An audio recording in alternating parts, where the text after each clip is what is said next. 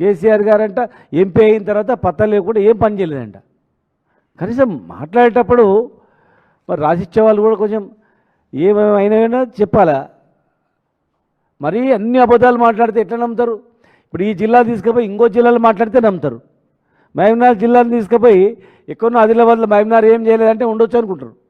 ఆదిలాబాద్ గురించి మహబూబ్నగర్లో చెప్పారనుకో, సరే ఉండొచ్చు, ఆదిలాబాద్ ఎవరు పెట్టుకోలేదు అనుకోవచ్చు. మహబూబ్నగర్ జిల్లా గురించి మహబూబ్నగర్ జిల్లాలో ఏం చేయలేదు 10 ఏళ్ళంటే మరి ఇవన్నీ చేసినామని ఎవరు? 5 మెడికల్ కాలేజీలు పెట్టింది మేము కాదా? 70 సంవత్సరాల ఉమ్మడి ఆంధ్రప్రదేశ్లో ఒక్క మెడికల్ కాలేజ్ ఇచ్చారు అంతే 70 సంవత్సరాలలో. మరి జిల్లాలో 5 మెడికల్ కాలేజీలు పెట్టి 5 హాస్పిటల్ టీచింగ్ హాస్పిటల్ కట్టింది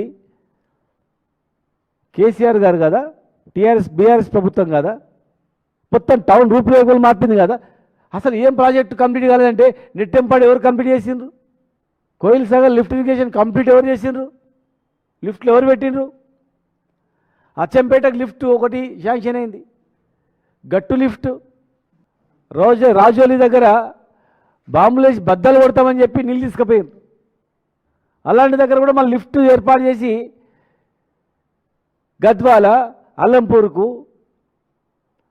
జిల్లా కాన్స్టిట్యూన్సీలకు నీళ్ళు ఇచ్చింది మేము కాదా?